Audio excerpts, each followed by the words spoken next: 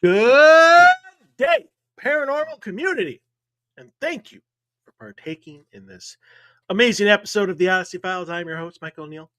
With me, as always, is my amazing co-host, Mr. Anthony Hernandez. Good morning, Anthony. How's it going? Good morning, sir. It is cold, but good. Yeah, your cold is like 55 degrees. No, it's actually freezing down here. It's in the 20s, but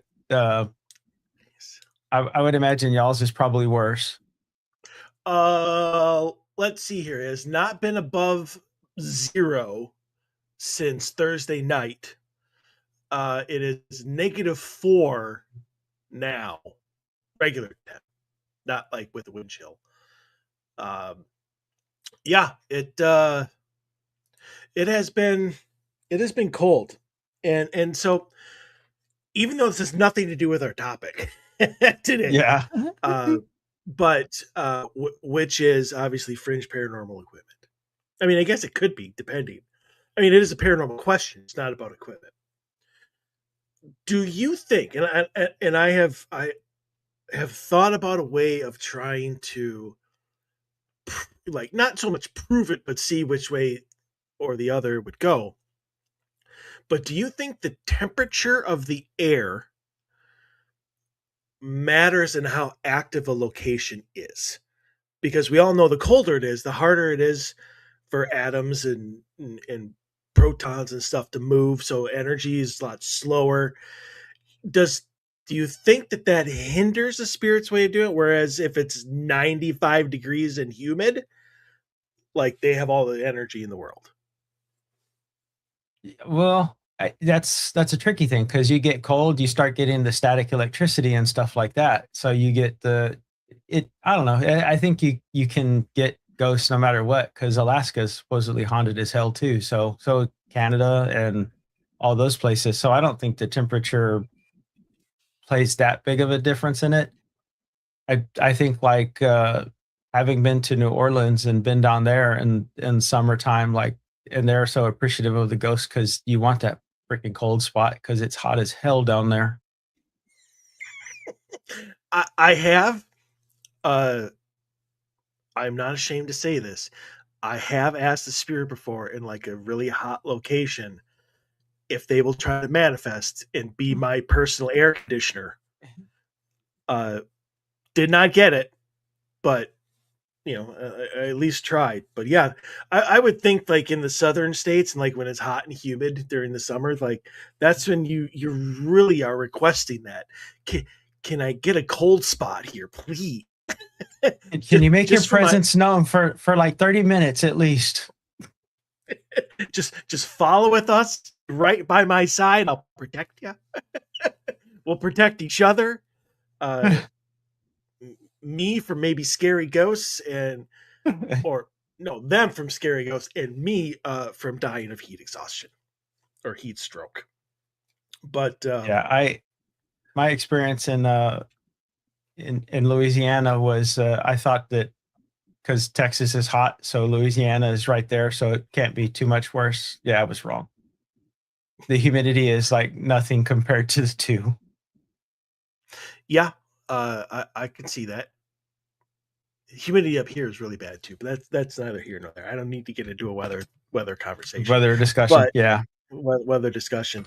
But so you don't think that a temperature would have any sort of reaction on how they're able to manifest or do things that they want to do?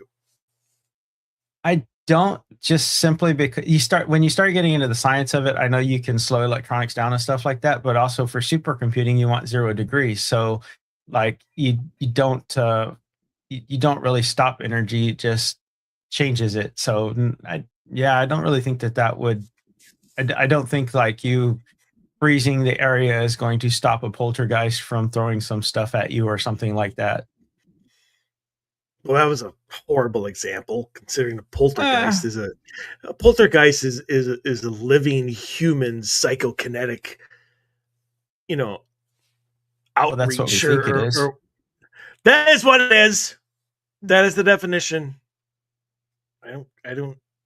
If you have a different one, then I'm gonna have to find a new co-host. That's a deal breaker, sir. Um, we we have our own opinions on things, but there's just some lines you don't cross. Well, no, So I totally agree that a poltergeist is probably a manifestation of someone's emotion or someone's emotions and stuff like that that's not controlled. But well, and maybe there's other things that they're calling poltergeists that aren't really poltergeists. So yeah, exactly. There has to be a set definition of what a poltergeist is.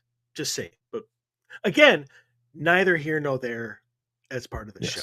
yes, It came up that the experiment that I want to do. I want to go to the same place, like in the dead of winter and then in the dead of summer, and see if there's a difference in activity. Like that's the experiment that I would like to do. But I would need a location that would be perfect for that. Uh, Something that is just open to the inclement weather, like Edinburgh Manor, Ashmore Estates, places like that that really don't have their own heating and cooling systems. So everything is with the ambient environment. do you What ever we when you Oh, ever sorry, go. I was gonna say when you go to the mansion, are y'all always inside or you do outside EVPs and stuff like that as well? The Ledoux. We don't. Everything we do is inside a building. We have never investigated the grounds. There's just never really been a reason to because everybody's inside. Uh, like there's never been a claim at the Leduc of I saw William walking the rounds, that sort of thing, or I saw Alice outside playing in the trees. There's never been a claim of that. Um, behind the mansion there's the carriage house, and that's where George used to Yeah. was. That's where his room is and everything. We have investigated that. Not a lot of teams do, from what I understand. Um, in fact, my team was the first one to ever ask to do it. Uh, we've gotten some weird personal experiences in there. Not a lot on like the evidence part of it. Um, so yeah, we continue to do it, but otherwise, no, we haven't done the grounds. But I'm Uh, assuming that that house is not modern as far as electricity and stuff like that, so no climate control and stuff like that. oh yeah, it's absolutely modernized. It's got light Oh, okay. switches, electricity. It's got a huge furnace down in the basement. Like half of the basement, you can't even do it because it's so loud. No, they remodeled it and they modernized it, so it's up to code, so to Okay. speak. Um, so yeah. Otherwise, yeah, I would absolutely do it there. Um, they got a new site supervisor, um, who seems to be amazing. I think she's going to do really well there. And Scott and I actually did a reveal for her this on Thursday, right before it got cold. Um, and well, it was cold because you could see your breath in the trailer. Because apparently, and this is for anybody else who is in the market to have a mobile command unit like mine. Check your RV unit, because apparently whoever designed it didn't think that anybody would drive through colder than 30-degree weather. So at 30 degrees, it stops working on the heat side of things. It'll blow out cold air for like a minute and a half, and then it'll go into defrost mode for like 5 minutes, and then it'll spit cold air out for a minute and a half. And then, I mean, it's ridiculous. So I actually bought like a large room space heater and put it in there, Yeah. and it actually didn't do that bad of a job. The only thing is the Leduc is an hour away from me, so all that heat disappeared while I was driving. Uh, so yeah, um, but we roughed through it. Uh, us all in our winter coats and stuff in the trailer to do the reveal for her. But yeah, You should look into getting you some they're for camping, but they're made for heaters to go inside the tent, and it uses the little fuel tanks and stuff like that, but you can use them inside so you don't gas yourself. And end up killing yourself with carbon monoxide and stuff. Yeah, Jason, who was the one that built the trailer for me, he had a propane heater that it didn't Yeah. matter how cold it got. It was 80, 80, 90 degrees in that trailer, but it reeked of propane. And so yeah, I was like, yeah, I'm not gonna get one of those. But anyway, I want to get to our topic today. Okay. Um, because we have a lot to get to, thanks to you. We were only going to do four specific pieces of equipment that we consider to be fringe. But naturally, you found every piece of information or every piece of equipment, known or not known to man anymore. So we're we're, we're gonna have a few that we go in depth with, and then some we're just gonna have a brief summary of. So there you go. Let me see what Like we got here. like I said, I Yeah, would have my own little museum in my house if I could get my hands on some of these things because I just think they look cool if regardless of if they actually do what they're supposed to. some of them. Um, it's interesting to me because, spoiler alert, the Ouija board is on my list Yep. of things to chat about, but the planchet is actually older than the Ouija board, according to your research. Because the Well, yeah, because that planchet, was. you Oh, go ahead. oh no, I was gonna say the planchet was from 1850s, and the Ouija board was 1890s. But I guess I could see since the planchet was for used for automatic writing, so like the pre Ouija board. Yeah, they actually, if you dig into the history for it, it was actually the table tipping and stuff when they were doing things like that. People were, I guess, were getting bored with the table tipping, so they had to come up with something to make it more interesting. So they invented the planchette, and God, of course, just of course. Like how many pieces of equipment do you think were invented or had their definitions slightly altered simply out of boredom? yeah, I could see that a lot. Well, some of them for sure. Yeah, I was gonna say that all the initiations of the Ovulus and all the spirit boxes and stuff. Yeah, The Ouija board might be on my list. The Ovilus is not. Ovilus is garbage. I don't care what anybody says. It's garbage. come on, it's And the predecessor to the speak and spell. yes, of course it is. And as everybody knows, all teams use the speak and spell to try and contact ghosts. Um, okay, well, I mean, there's a couple things here that we were going to do that fit right into the timeline. So I guess we can just start there. Um, Okay. so you have like the antiquity in the pre-industrial area, which is ancient to the 17th Yes. century. Small time frame there. Um, Yeah. I don't even know what is that the That's athame the yeah. athami It, a thing. It's the dagger that a lot of athame. if yeah, it's the dagger for rituals and stuff like that. So it's like when they would do the to the north to the south. I mean, if you ever saw the craft when they're doing the spell, they're using the dagger to direct the energies and stuff like that. So that's like to commune with the spirits that way. That's the old school way of doing things. It's probably still used today. Actually, I know it's still used today. So in Well, rituals yeah, and stuff like that. well, maybe not even just rituals, because one of the things that one of the services, I guess you could say, that Cena provides is cord cutting, Yep. and I can't remember what she uses, but it might be the Athame, That, Athame, because I think she actually has like an obsidian knife type of type yeah. of thing. Um, but she'll even finish like investigations with them, to make sure you have no attachments, uh, to cut any cords.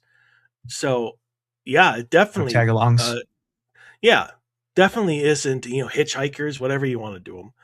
Um, it would, yeah. So that's another way for it to be used nowadays. Um, I I was actually surprised by this. I did not think it was this old, but the scrying mirror. Oh Um, yeah, that's uh, so it's a polished surface of obsidian or dark oil used by ancients such as the Aztecs and the Greeks to induce visions, hallucinations, or spirit messages through the Gansfeld effect, um, of staring into darkness. So the reason why I sing songy the Gansfeld experiment or effect is because on a future show, the next either it's next week or uh, the week after, whatever, we're gonna do kind of fringe experiments and talk okay. about those. And the Gansfeld experiment is one of the ones that you and I talked about last week of wanting to do. So, well, there he is. The reason why this is surprising to me is I had never heard of scrying or a scrying mirror until Derek joined my team. It's an experiment he wants to try, and I've never heard of it before. Um, This the he, psychomantium is essentially a scrying type setup. So it's another, you could throw that in there with the Gansfeld effect because it works, and or it's intended to give the same effects as those devices. Your but mind in the absence of input makes its own, or you see something. well, it's kind of the same as going into a sensory deprivation tank, isn't it? Yes. So there's also, you could do and I'm surprised it's popular, but they have things called dark retreats where you stay literally in the dark 24/7 for days at a time, and you will experience consciousness, or I don't know what you try to find with that, but you will start having hallucinations and you will see things, and yeah. I would think that it would that maybe I can talk right now. Uh, I would think that that would be like pareidoia or matrixing like on steroids. Yeah. Like I would think with such a complete lack of input, like well, not like, yeah, your brain would go into overdrive to try to fill in the missing pieces. Yeah, because it's I very similar to like that room that is totally absolutely quiet that they say people can't stay in for so long. I think 20 something minutes 45 is the I longest. thought it was 45 I thought it minutes? was I thought it was 40 to 45 minutes was the longest anybody, like, nobody's been able to stay longer than that Yeah. in there because they I lose thought it their was less, but minds. yeah. Oh, it might. I would try it I mean, though.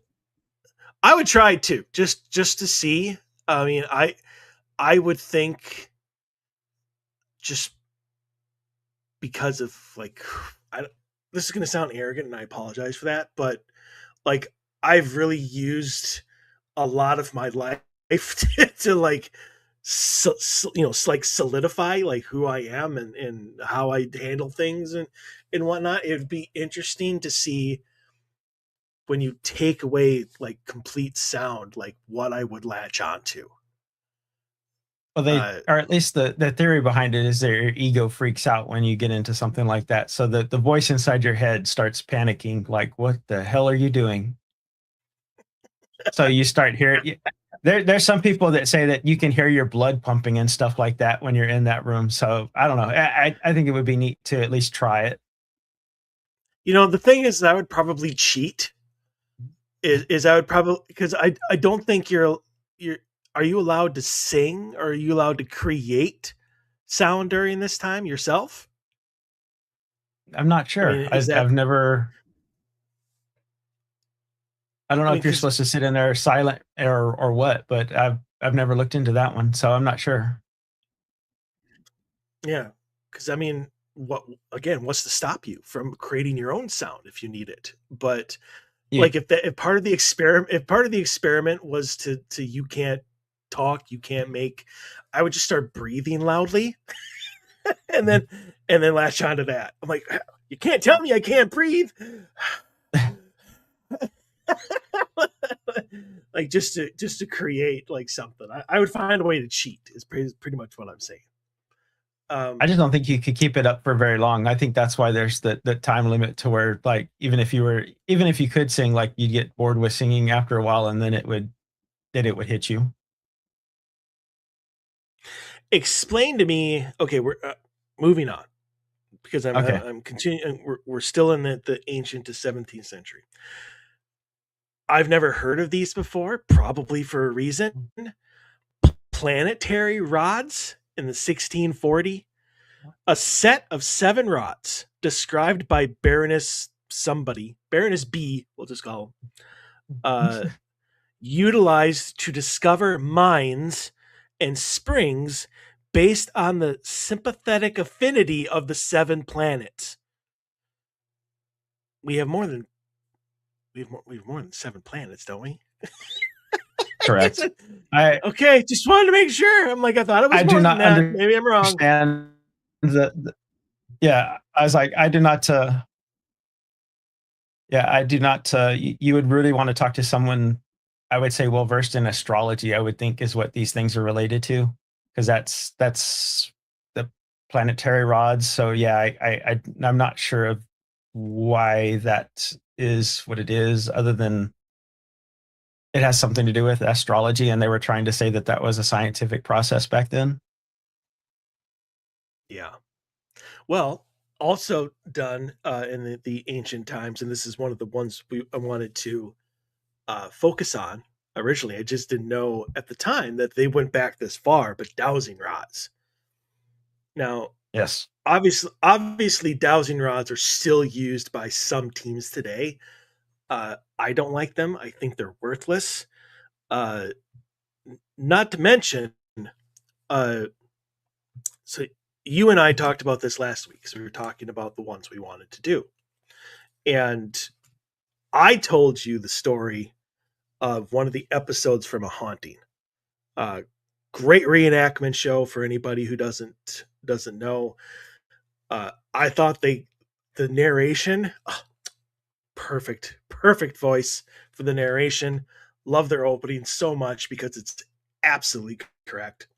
But anyway, uh, one of the episodes of season 3, I believe, is called The Ghost Hunter, and uh, takes place out east, on the East Coast. John Zaffis is a part of this one, but a paranormal investigator, a teacher of the supernatural to people, and I say that because it's going to come into play later. Uh, and a mother to a teenage son. So as the episode goes, and again, everything that is done through TV, whether it's a reenactment or not, is probably exaggerated in some way. So I don't know exactly what went on. So please uh, forgive me if I get any of the whatever actually happened wrong. But uh, this mother and her team are going to go investigate a new cemetery. They've never been there before. They got reports of all this activity there. For some reason, she brings like her 15-year-old son to this investigation, gives him a pair of dowsing rods, and tells him to go nuts. You know, you go off by yourself, have fun. Let me know if you need anything. I didn't know a cemetery was a great like babysitting location. Apparently, it is. So he of course uses these dowsing rods. He's just walking around, doing whatever. Ends up getting an attachment, a nasty attachment, uh, from doing this. And then so and so goes and gets possessed. Whatever. Uh, but apparently, according to John Zaffis, like dowsing rods, kind of like Ouija boards, can be used as opening doors. Uh, and looking up what dowsing rods were, like to actually do research on them, because I know how, like what they're supposed to do. I just don't know how they do it. Like these two L-shaped things, you have them with you. Show them. You have your Oh, dowsing rods with you. yeah, I do. Yeah. So little L things for anybody that doesn't know, and then obviously they cross and uncross uh, with spirit communication and whatnot. Obviously, they were originally used to find water. Uh, you can even use an L-shaped stick apparently to find water. Like I think you saw that in like cartoons in Yeah, the shit. Y I think was the what they used to use back in the day. They just find the Y branch, so basically it would go down or up. Mm-hmm. So the opposite of what it does now as it goes side to Yes. side. Um, but that was its original intent, was to find water. Now people are like, you find water, you can find underground pipes, you can find, I don't know, holes in the, whatever you need to find in the ground, and it's supposed to find it and be a communication device for spirits. Shocking, but not shocking. According to science, dowsing rods have zero effect on anything. Like there are just pieces of metal that turn due to micro movements or whatever of your hand muscles. Yeah. And that is based on your your body, you know, your mind, your subconscious, what you think you're going to find. And honestly, I'm wondering, as I say, and people use it for communication, because I know I do it all the time. Like I ask a question where I think I know the answer. I just want them to say it. And you know, because if my body feels like there's a presence there and I ask if there's anybody there, I know the answer is yes, because I can feel them. Yeah. And so, why would the yes not cross over if subconsciously and in my mind, I know the answer is yes because I can already feel them? That's kind of what Uh, science is saying dowsing rods are, is it takes your intention and your subconscious and whatnot and translates it into the movement of your hands or whatnot that then make the dowsing rods go left or right. Yeah, that Is is it? the I guess the science-based theory for it. Now there are some people who swear by it and say that they can find things with the dowsing rods that they can't with the actual meters and stuff like that. So I just it like I said, I've played with mine and I know if I walk and it could be in my head and it could be my hand movement that's doing it. Like I said, you walk over a bucket of water or something and they actually do cross. Now I've never used it to talk to ghosts because up until I don't know if it was you that was talking about it when I had them. I thought, well, that's kind of neat to do that. And then you told me about, or I heard about the experience with, yeah, that's kind of like using the Ouija board. You're just opening yourself up because you're actually asking for something to interact with you that you're holding. So Well, and to your bucket of water thing, I mean, that actually more goes towards my point than yours, because you know it's there. that you're over a bucket of water. Yeah, So that's what I your said. mind is I don't. telling him to cross. Yeah, that's what I said. I'm not intentionally doing it, but I don't know that there aren't micro movements happening that I am responsible for at that particular moment. That Well, so one of the things that and I love the fact that he's on my team, because he's really thought of a lot of experiments that I just would never even consider. Um, but Derek, who I mentioned just a little bit ago, also wants to do an experiment with dowsing rods, and he is going to create kind of an apparatus, you know, 3D printing apparatus, so you can put the dowsing rods in them, and you're not touching them at all. And then we're going to see what happens during like a session or whatnot. Do they still cross? You know, or and I said this to you, kind of like your bucket thing. Have them be great. Nobody's touching them except the wind. So yeah, we've actually thought maybe we would put them in an airless container as well. Put them in a yeah, container and then suck all the air out and see what happens there. But uh, putting a bowl of water underneath them, moving the water to them, and see if they cross on See their if own, it or if they moves. see if it moves. Um, Being just two pieces of copper or whatever they're supposed to be made out of, I would think not, because that's not how they react to water. Um, Logically, it should not. exactly. But I Logically, it should mean, not.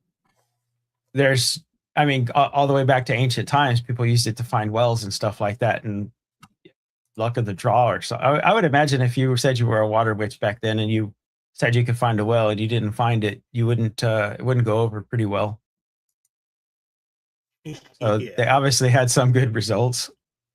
So here is the AI overview of dowsing rods. Okay, so I'm assuming that the AI is like it scours the internet and finds like a generalized summary of what it sees. Is that Hopefully, correct? Because you I, use AI. This is Google AI, so not yeah, I use exactly. AI for work and stuff and everything. So yeah, it AI is great, is a great tool, and it's a great database analyzer. There are some people that, and I've talked about it at work, that want that to be their personal assistant, and until they can get hallucinations and stuff like that out of AI, you should always verify what you're getting there, because it's not always right and can make stuff up sometimes. But yes, it is trying to. Are we talking about Grunt or whatever the hell its name is? That every question put in something about white genocide in South America. Yeah, Uh, yeah, I mean, that's a hallucination. There was someone that basically, I don't know, he used it as his magic 8 ball, and he was asking it to make decisions for life consequences. And I was like, you do realize this thing actually told people to put glue in their cheese for the pizza and rocks because it added extra minerals to this thing, right? I was like, this is not what you base your life decisions off of. Glue and rocks. Well, that's a new one. Yeah. I can't. I'm sure it'll be just a matter of time before Papa Murphy's does it. So anyway, dowsing rods work by amplifying the dowser's unconscious, involuntary muscle movements, known as the idiomotor effect, rather than detecting hidden objects like waters or minerals through supernatural means. And that's the National Groundwater Association, I guess, saying that. So uh, I get it. I get why some people want to use them. Uh, but again, it's a subjective experience. Even if you get it on camera or and it's doing everything, it's subjective unless you actually have an EVP of a spirit going, "Yeah, I did that." Uh, you really you can't use it for anything. Um, Of course, if you're listening to science, science tells you that you're just hearing what you want to hear, and that's not really a thing either. So, kind of, I don't know. well, I mean, yeah, that's why when the team and I get together for review and we have a thing where yes, we all hear a voice, but we all think it says something different. It doesn't go through. Like Yeah. it's just what are you gonna tell? Yeah, this person thinks this person thinks this person thinks it. You're not helping anybody with that. Yes, we all hear that there's something there, but unless we can all hear the same thing, or at least most of us hear the same thing, it ain't going through. Um, the other thing that we wrote down that is right next to the dowsing rods, which is almost the exact same thing, is the pendulum.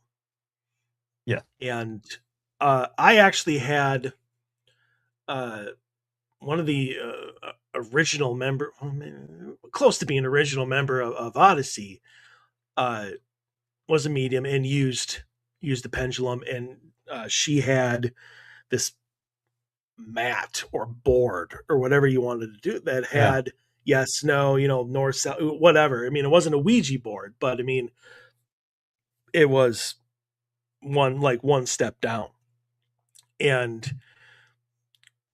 she would do the pendulum and then let it swing, and if it went around left, that would be no. If it went around, if it ding, like she had her own little system. Yeah. And but I again, you're would kind of holding put it that in in the your hand. same. Yeah. I was going to say, I've only seen a couple of people use, uh, it looks like a wire pyramid type thing. I don't remember if it was 3 or 4 sides, but you would hang it and you would hang the pendulum in the middle and no one was touching it. So that one I would be more apt to be like, okay, well, you're obviously not causing it to do these things.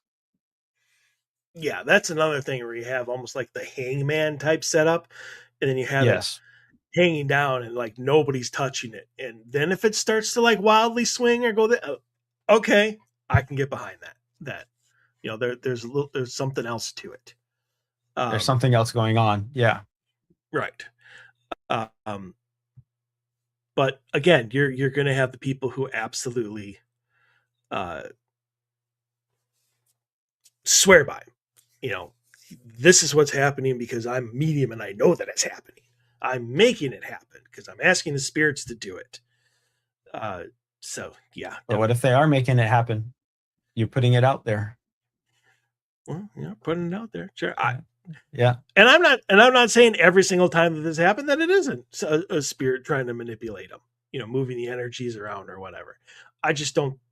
I would say at least 95% of what people think is a supernatural experience using dowsing rods, it's not. Yeah. But again, just my opinion. Uh, all right, moving on to the Victorian era and spiritualism, the 1850s to the 1890s, getting closer to this century. Uh, but obviously, we already talked about the planchette, which I Yes. was table tipping, which apparently got boring after a while. Yes. Um, those who don't know what table tipping is, uh, a communal method where participants sit around a light table and communication occurs via the table tipping, knocking, or moving, um, and attributed by skeptics to the obviously the ideomotor effect and believers to spirit energy. So, I mean, obviously, if it's something like, because I've seen this in action, I mean, not personally, but like on like Video. video, Yeah. not like reenactments, but like somebody actually took video of it. I think Most Haunted, the British paranormal show where all the ladies just screamed a lot. Yes. Yvette, I think that was her name, was um, the main person narrator or whatever. Uh, they did table tipping a lot in their investigations. Sometimes it worked pretty well. Uh, but all you do was put your hands on it. It's not like you grab the corners of it. Uh, No, you're supposed to put your fingertips down on it, and it's supposed to lift up on its own.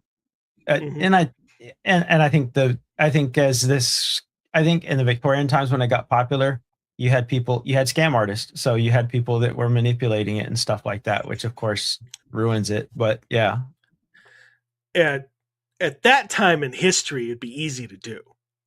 oh Like, yeah, I mean, not only did everybody want to believe, but like nobody would know about the scam artist wasn't even like a term a at thing. that point Yeah, in time at that. So I mean, everybody, unless they were proven to be frauds, uh, who, oh God, what were their names? The sisters that were oh, I know really which ones you're big talking into, about.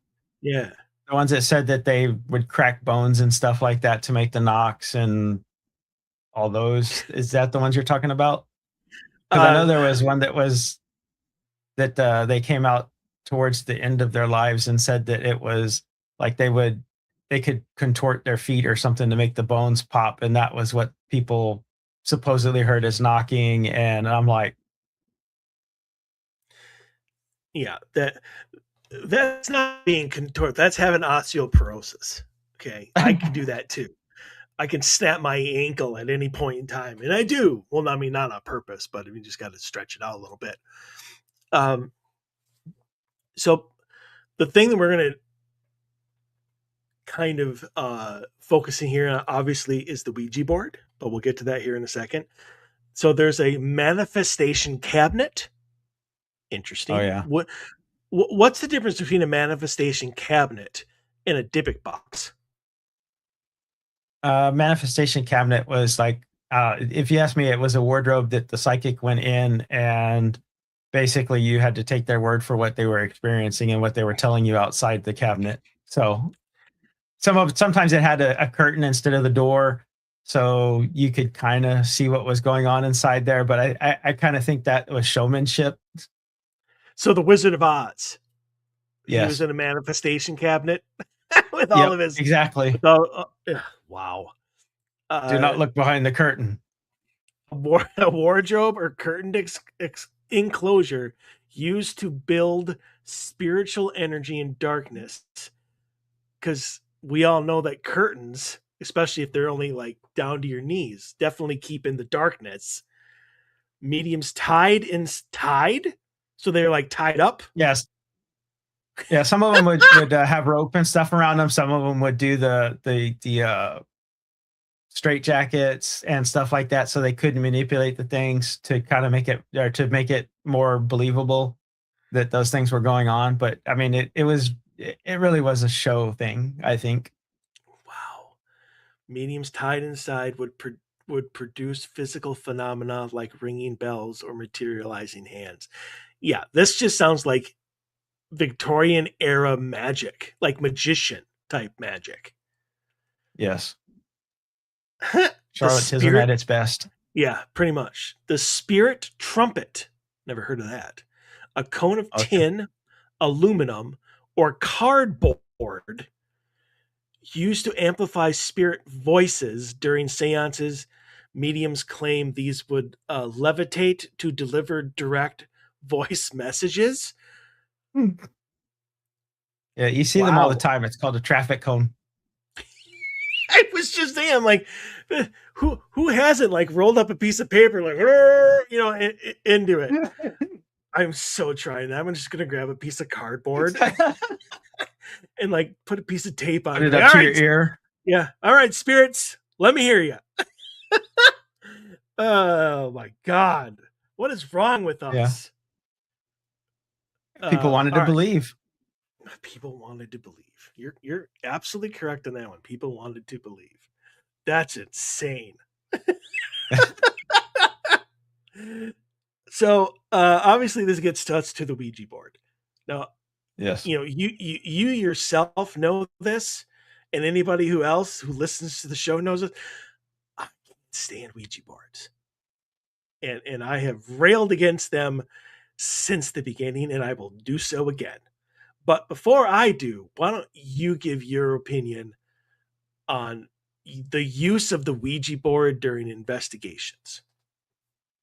So I know I wouldn't recommend it now. I have, of course, in my youth done stupid things and played with them. And yeah, I think a lot of people don't really realize, because it's sold as a game and it's sold as a party thing, and you're supposed to do this and you're supposed to do that. And could it be people touching the things? Of course, at some point, there's going to be people that are trying to move it to say things and stuff like that. But ultimately, you're opening yourself up. You're opening up a door, and you're inviting something to manipulate the thing that you're touching. So, in essence, you're asking it to touch you, which I would think is a very terrible idea. Just a terrible idea. Are all of them bad? No. But do you know what you're going to get? No. So you could get Tom the friendly ghost, or you could get File the demon from whatever like place, and like you just don't know. It's a roll of the dice. I wouldn't do it. And chances are you're going to get Bile, the demon, acting as Tom, the friendly ghost. Oh yeah, well that's how they start. Yeah, it's always how they start because who's going to be like, I invite you into my home when they're like, I'm going to kill you. Your soul is mine. No. Well, I can't say nobody. I'm sure there's people that would get off on that, but this guy is not one of them. But No. yeah, I mean, I'll keep my vitriol a little lower than normal because you pretty much said it. I mean, it's bringing in an air of uncertainty and chaos into what should be like an organized and safe pursuit of whatever truth you're trying to find at this location.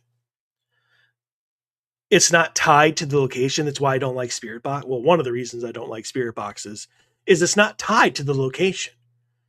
No, Just because wide open. yeah, just because I'm at the Leduc Mansion doing a Ouija board session doesn't mean the only spirit that can come through are William and Mary. You know, some freaking demon from hangs out at Mary Winchester's mansion could come through and try to say it's the thing. So I mean, it's just ultimately self defeating to do it during an investigation because again, not tied to that specific place. Not to, as you said, you don't know what you're getting. You don't know if they're telling the truth. I mean, No. and honestly, they could be telling somebody else's truth. I mean, there's a lot of claims of how people would talk to the same spirit for like a month, and it would give them details about I'm a 12-year-old girl who drowned in the thing, and they would go and do research on it, and they would find like a 12-year-old girl drowned in the back pond or whatever is they're doing for. Just because they're telling you somebody else's truth doesn't mean they are who they say they are. Yeah, that's called building trust. If you go watch serial killer shows and stuff, that's 101. And well, that is 101. You are correct. Gacy was the clown, correct? Yes. Yeah. And how he got them to do the things he did was beyond me. Maybe we'll have to talk about that someday. Yeah. But yeah. So I mean, it's just it's reckless. It's dangerous. And I think very, very seldom do people actually get what they are looking for. Unless what they're looking for is that. Because I have had a client who used the Ouija board like every flipping day because they would talk to her like that. That was her company. Like that's the company she held daily was. And spirits. Isn't that like one of the rules? Don't do it by yourself. I mean, I could be wrong on that, but I always thought it was you're not supposed to really do that by yourself either. Well, that's true too. I don't know I honestly don't know if that's an actual rule, but it's a very good guideline to have. It's a strong suggestion. And I will say, I will point out that anyone who thinks that drawing it up on a piece of paper and using a shot glass or something is not the same thing, you're wrong. It is. There's rules and there's ways that you're supposed to operate that thing, and opening a session and closing a session. And I think most people have no idea or pay no attention to that detail. Well, that's what makes it so close to the dowsing rods. The Ouija board, as many skeptics and critics and stuff will say, is a piece of cardboard with a plastic pamphlet, made by Parker Brothers. Yes, that's exactly what it is. It's a tool. You are the driving force. Yes. It's your energy. It's your intention.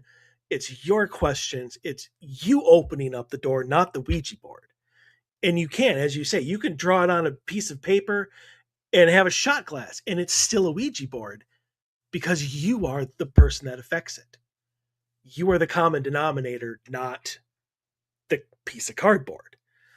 Yes. And I have had back in the days of the investigator that was using the pendulum, we went into investigation and she forgot it. She had her pendulum, but she forgot her board.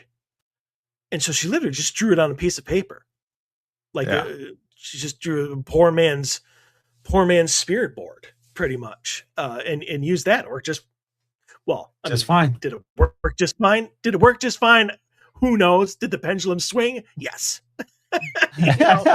So, but Who knows? You are the common denominator, not the Ouija board. So it is it a piece of cardboard made by Parker Brothers? Yeah, yeah, it is. End of story. Uh, but that's not the end of it. Um, all right, moving for the holy crap, the electromechanical and mid-century era. Wow, way to put that into terms. 1900 to 1979, very specific. Because that's when you got all Really? the crazy stuff that they all the little gadgets and inventions that they built that were kind of cool. So the thing that brought this up, and I'd like you to talk about it because you're the one that did like all the research on it. And you sent a little bit of it to me because I'm like, I don't I told you I wanted fringe equipment, not mythical equipment, because I had never heard of this thing before in my life. But the Eulometer, did I say that right?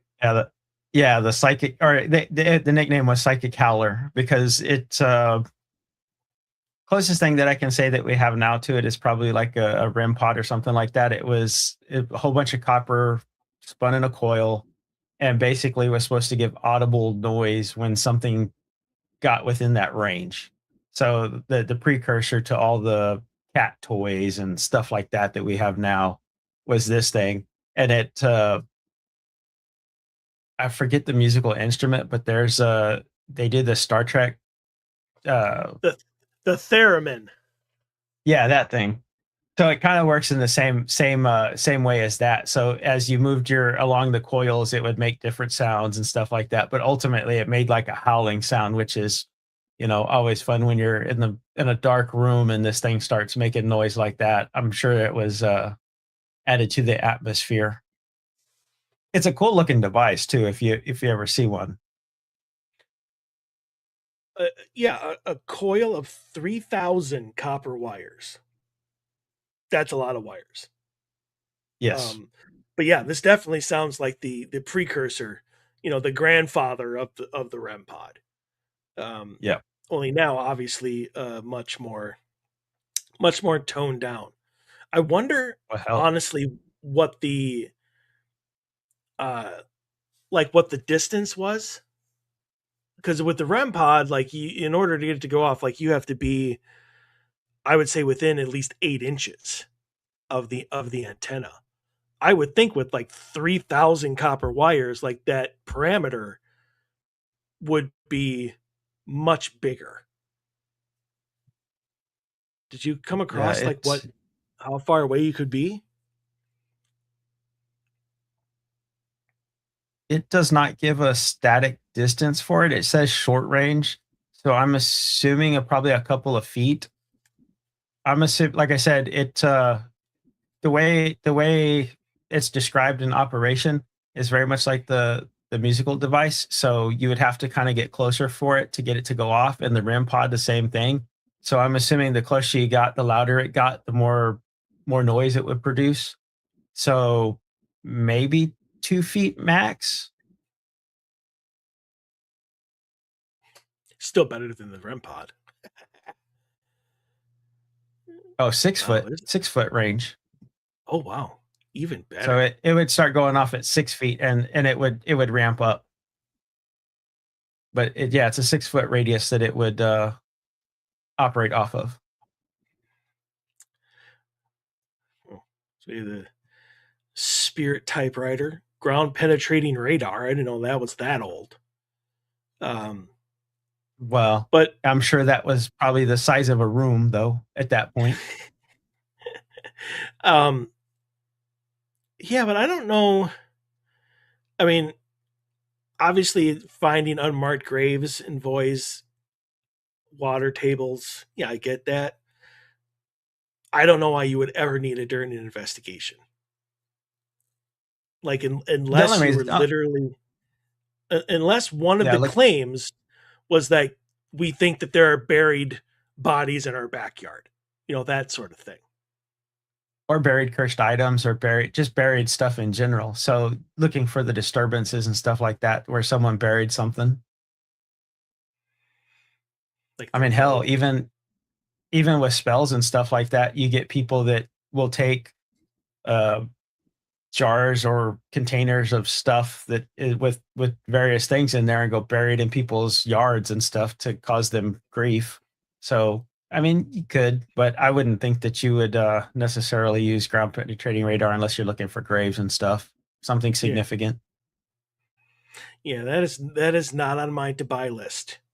Uh, No. is a ground penetrating radar device. Boy, there we did in this era. We created a lot of shit devices that are like Oh yeah. used to measure like energy. Like this, it seems like one, two, three, four, five. There's like 6 or 7 devices on your list here that are like the precursor to the EMF meter. Yep. They're Well, used because to detect energy levels. that's just when things started going crazy. I mean, to me, the big ones of the time would be the Spirit phone, and then of course, Edison and Tesla both had one of those. So the weird thing, well, I know what Tesla's was. I don't know what Edison's was because I don't think there's really any schematics or anything for it. But I know that they both apparently got some sort of signal back from it and stopped messing with it. With Tesla, the theory was that he was picking up radio waves from space or space noise, and that's what he was hearing. Yeah, he thought he was getting things from Mars Yeah. potentially. Um, and and that's what throws me for a loop because he thought that he was talking pretty much to like aliens. He was getting extraterrestrial signals and shit. And yet they call it a spirit phone. Well, because he And was trying to talk to so, spirits. He wasn't really trying to talk to aliens. Or so that's when he made it, that's what his intention was. well, the thing is that is it on this one? But somebody said he wasn't. He had no interest in talking to spirits. No, he did. Um, There was a reason if you and some of the biographies and documentaries about him, it was an interest. God, I don't want to say it wrong because I think it was someone who passed in his life, and I think I want to say it was someone close, and he was trying to reach out or to hear the things from the other side, and then you get some of the out there documentaries, and they go into the really fringe stuff. And it was that he was getting downloads, so he was getting this information when he would sleep and stuff like that, which is how he came up with a lot of his inventions and stuff, which I kind of think that kind of discredits his genius, but that's just me. just a puppet. Um, I know that because Dave and I did a show, obviously, on Nikola Tesla. Um, and he was the one that said like if you I can't remember exactly what the phrase was, but something like if you can understand like the power of the 369 or something like that, then you have the The keys to the frequencies, yeah. the frequency. You have the key to the universe. And I know that almost all of the stuff that I have on the frequencies and what they do are from were I should say created, but I mean like they were originally thought up from Nikola Tesla. But I mean something said that maybe I got rid of that one for this one. I don't know. Something that I was doing when I was doing the spirit radio said that he didn't make it specifically to talk to spirits. And that's why he was so terrified when he was getting because his quote from the 1901 article Talking with the Planets, my first observation positively terrified me as there was present in them something mysterious, not to say supernatural, and I was alone in my laboratory at night. Talking obviously about the whatever he was getting. Um, but there's actually it's Autodesk Constructables on how to build one. But Oh here's my yeah, question. I definitely want one of those, but Well, this person like sells kits and they're easy. It's like a jar and yeah, uh some it's a copper wire. piezoelectric crystal. So I mean, yeah, there's a lot of theories that you could throw at that one that would be how you're hearing stuff. But I mean, ultimately, it's a radio, so you're picking up frequencies from wherever. Um, this thing has YouTube videos of it reacting to lightning, radio frequencies, the light spectrum, the computer screen, RF pulses, electromagnetic fields, and more. Um, But now back when the he was alive, all those things weren't around. So like you didn't what he was picking up wasn't obviously your laptop or someone's computer or Well, exactly. Now the way you use it is uh, you have to plug it into a computer. Obviously, when Tesla was around, computers weren't there, so you had to do it with something else. But so that is the question I want because here's I'm gonna read this paragraph, just a couple sentences. Although Tesla used different parts, this radio's basic LC, which is an inductor, capacitor circuit, uses a similar schematic to what Tesla experimented with in his early days. The versatile 1N34A germanium diode used here substitutes for the tricky rotating nickel detectors and sensitive relays used by Tesla in the late 1800s. So, do you think that when you use this crystal germanium diode, you're even getting the same stuff as what Tesla would anyway? Because you're using similar but not the same parts. And I ask this because Tesla was using the tricky rotating nickel detectors in sensitive relays, and right away my mind went to that weird Atlas thing, which is supposedly like the hugest amount of like condensed nickel in like the entire universe that they have found. And oh so I yeah, three mean, eye atlas. yeah, 3i Atlas, yes. So I mean, who's to say by changing it even slightly, like you're getting the same stuff that Tesla would, like you are creating what he did instead of just Yeah, something similar. no, I do not believe it's the exact same thing. That's like taking a recipe and changing an ingredient and then thinking it's the same thing. Well, it's similar to, but not the same. So no, I would want to, as hard as it would be to get or expensive as it would be to get, I would want the same items that he used to make his because that to me is the only way you're really testing it. Yeah. Sorry, I'm looking over your list. But no, I agree. No Um, worries. I think that it's kind of the same as the difference between the Frank box and the regular spirit box that we have now. Are they similar? Absolutely. Are they the same? No, because they're made differently and with different parts and different pieces. And I think each one has a different reaction to Oh, to everything else. definitely, definitely different because when we were talking about it before, I told you I had seen the instructions online, but what I was seeing the instructions for was a Portal or a Wonderbox, which is using the guitar amps and the audio configurations and stuff like that, which apparently is classified different than the Frank box because the Frank's box is designed different with different to do different things. So the Wonder Box and stuff cleans up what the signal that you're getting, kind of gets rid of the static and stuff like that. But the Frank's box is apparently a different entity a different thing altogether. Yes. Um, I don't.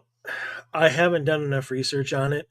I was kind of to know what he used that was so different than what we an SB11 Mm. or an SB7 today would do. Um, I mean, now I think everybody's just kind of used the Radio Shack hack and made it like that's the specific piece of equipment that does it. Now I think it's just a transistor regular radio that they took out the ability to really like stop it. I think that's Yeah. all the Spirit Box is now. Whereas Frank's box used specific pieces of equipment to do very specific things. And I'm I'm in a state of confusion about it because I had heard, and I told you this last week, that I had heard that Frank, what the hell's his last name? Frank something. Yeah, Frank something. That he created it not to talk to spirits, but to talk to extraterrestrials, talk to aliens.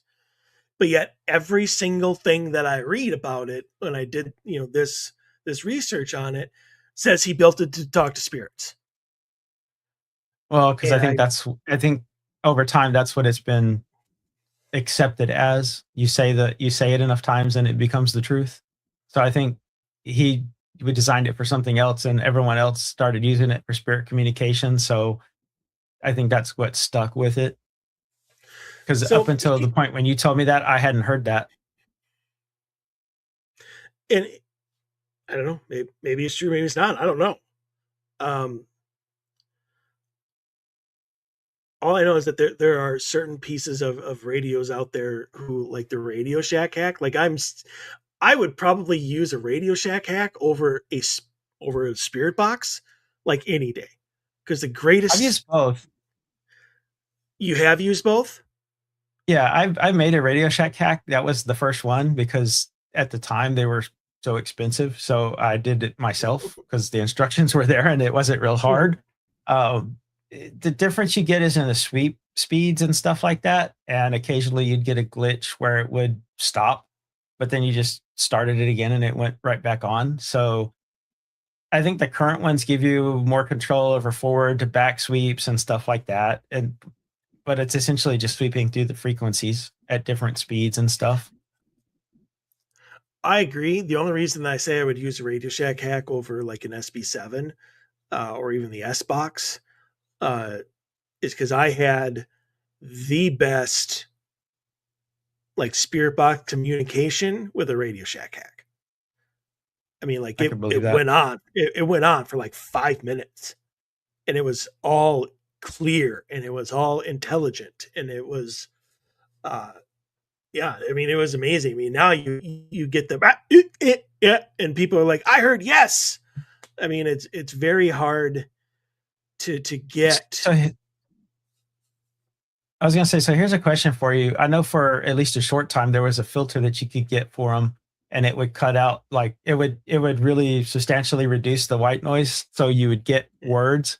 Did you try that thing?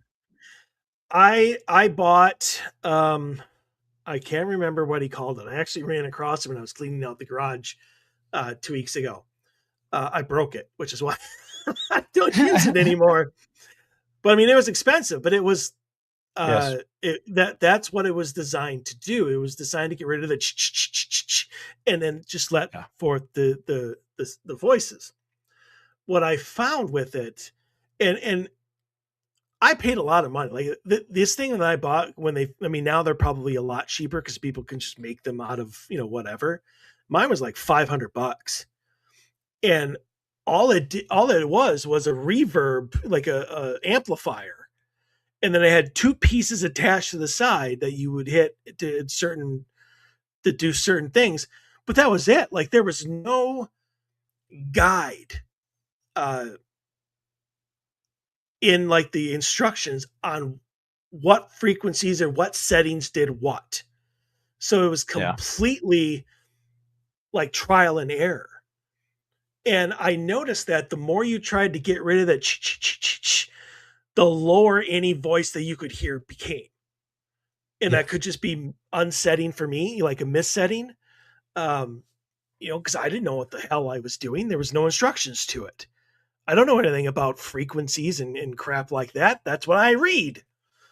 And then it just so happened I left it in my trunk for like a month and a half, and everything everything in it as I would drive fell on top of it. So it busted everything off. Um but yeah, I still have it. But yeah, I don't like them just because of that experience. I think when you try to take out the it gets rid of like the ability for you to hear the voices as well. So I mean, Yeah, because I guess it, that was that was my your experience experience. with it. When I put it on there, it I mean, it cleaned up the sound. So yeah, it didn't wasn't annoying to listen to, but I felt like you were removing the freak. I think you were removing too much of a range.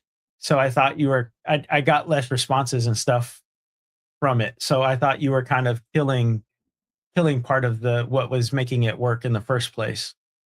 Is how I Yeah, felt, and so I stopped using it. yeah. I I honestly I don't. I think people have tried to create a spirit box that will do that naturally, and I don't think that they've really succeeded yet. Because everybody's trying to make spirit boxes now.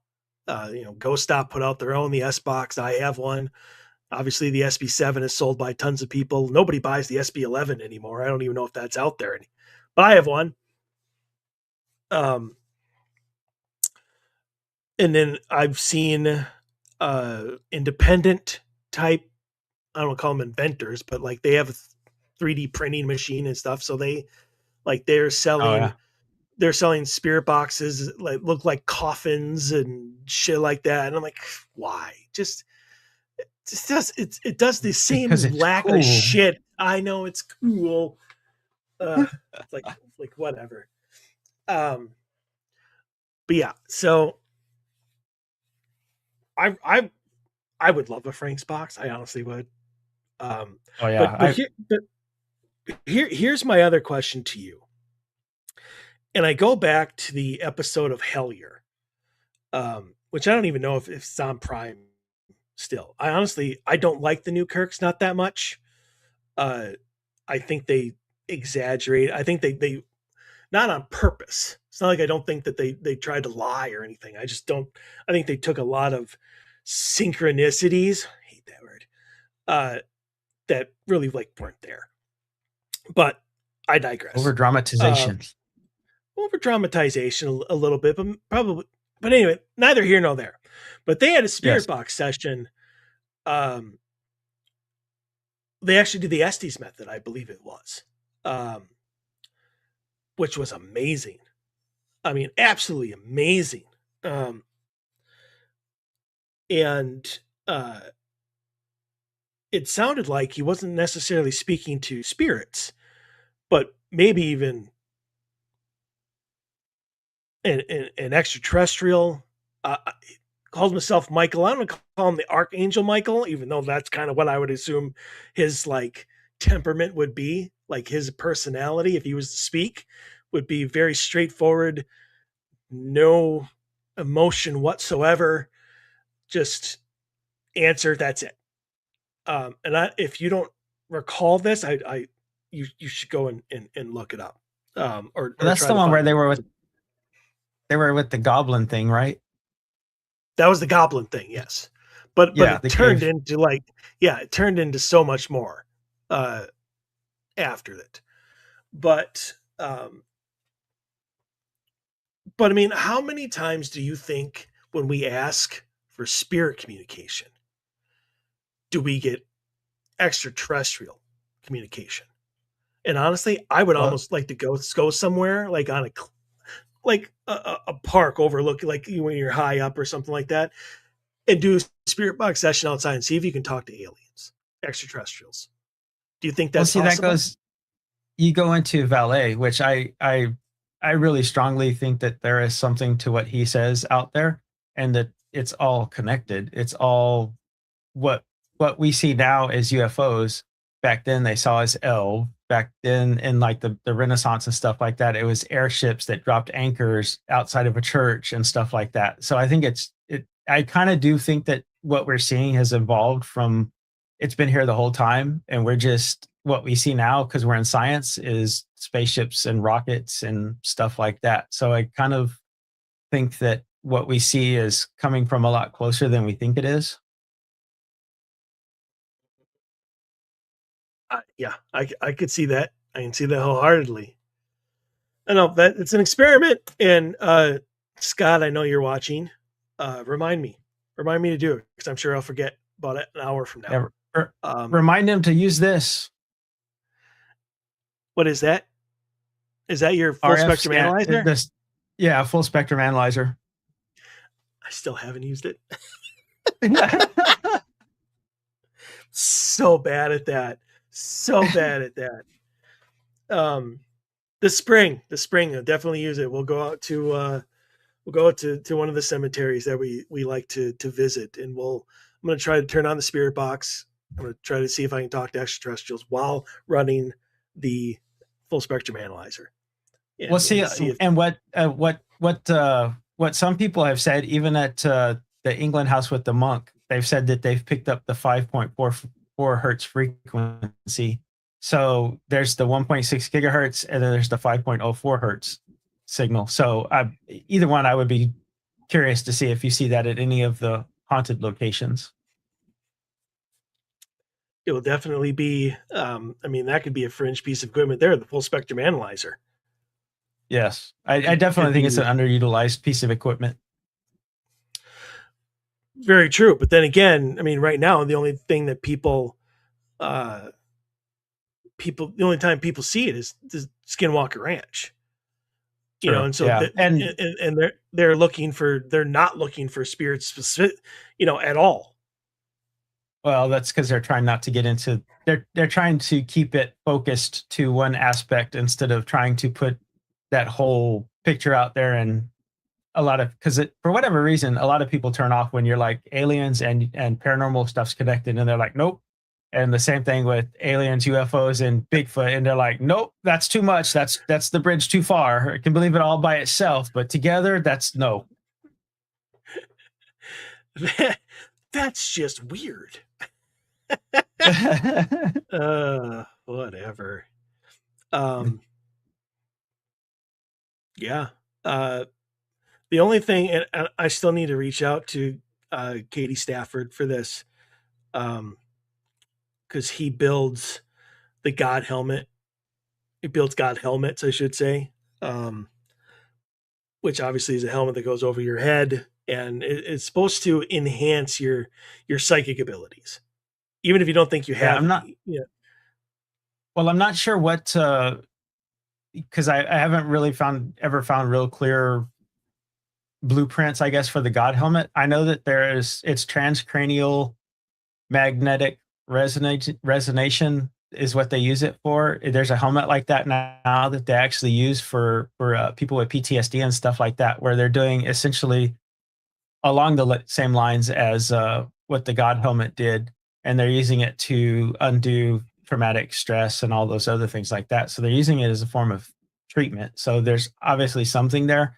Now, could you overdo it? Yeah, just like listening to music too loud or something like that. If you don't know what you're doing, probably shouldn't be playing with it. But I definitely think there's something to that device as well.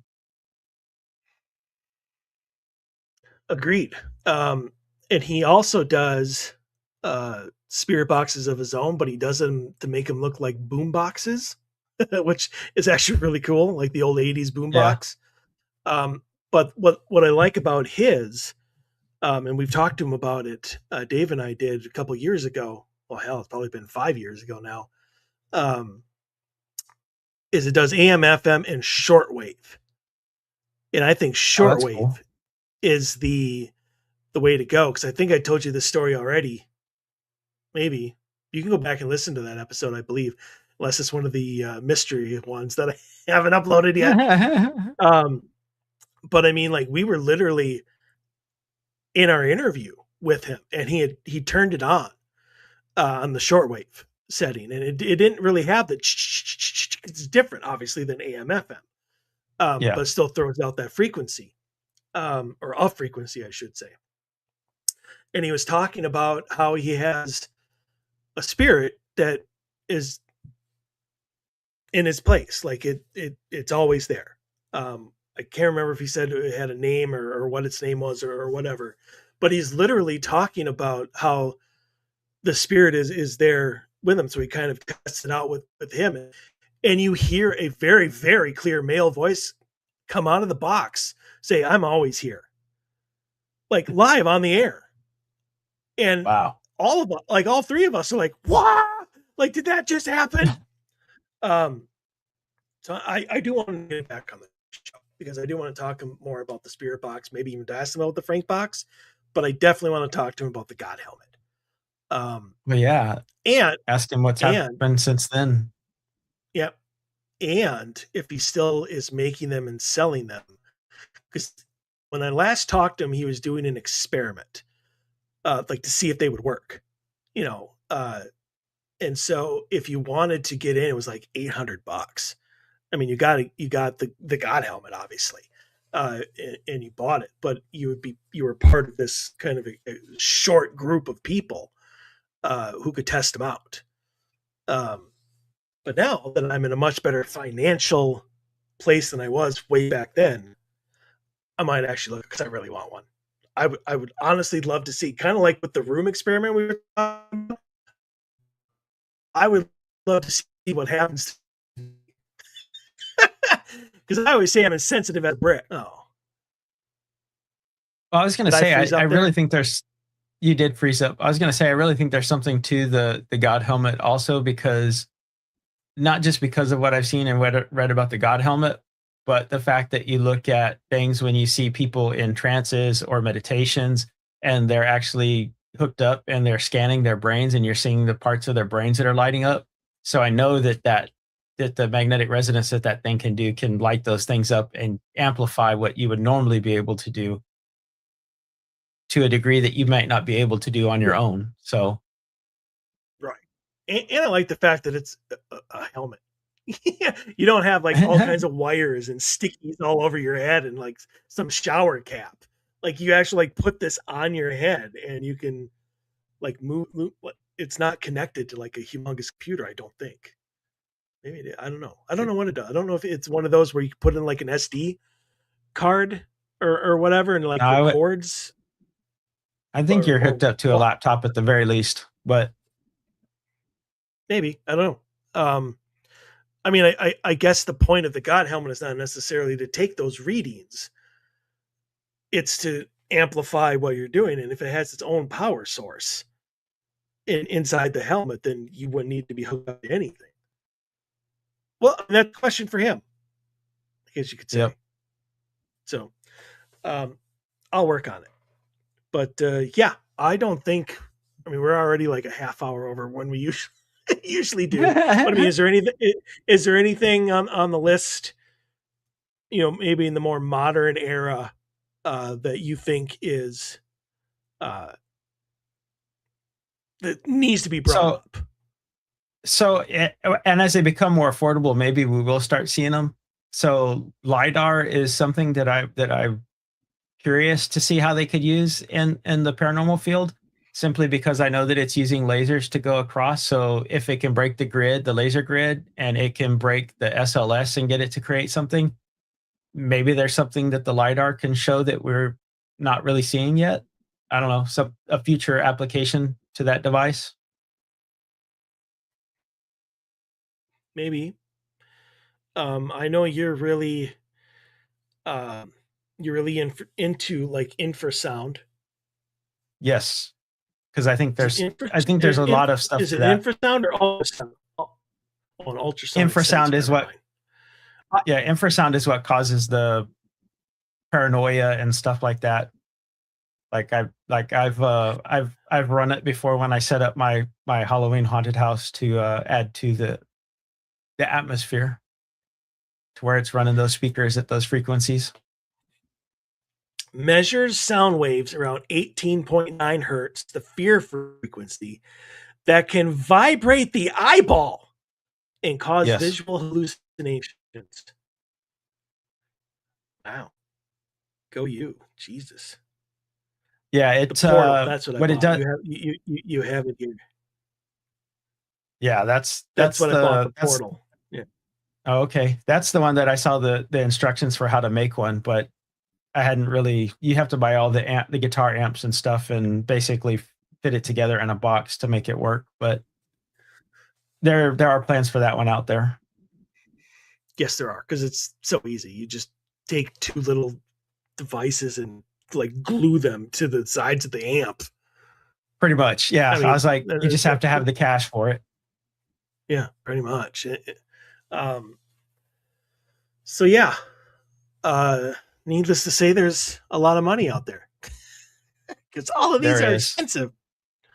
Um, but yeah. So anyway, I think that's it. Talked about a lot of fringe stuff. Probably mentioned some stuff that most people never heard of before. I'm Uh, sure. dowsing rods are worthless. Just putting that out there. Uh, don't use a Ouija board. Frank Sumpton was a genius. Yeah, and there's a lot of experiments to be done. Yep.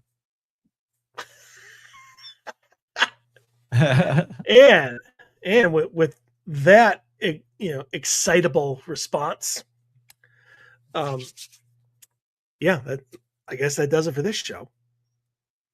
Hope that our and mostly Anthony's research helps anyone.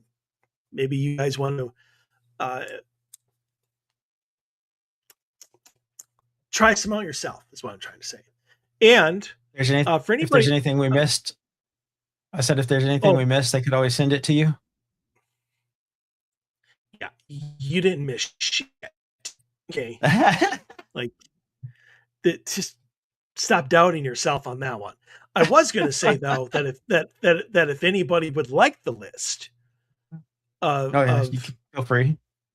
yeah, feel free to uh, reach out to me or reach out to Anthony and or whatever, and I can send that right over to you. No big deal. And you can see Anthony's got a little bit of a summary around each and every one of them, and bring down from uh, separated between eras, uh, parts of throughout history. Um, yeah, it's a great job. Uh, yeah, we'll put that out there for anybody that wants to see it.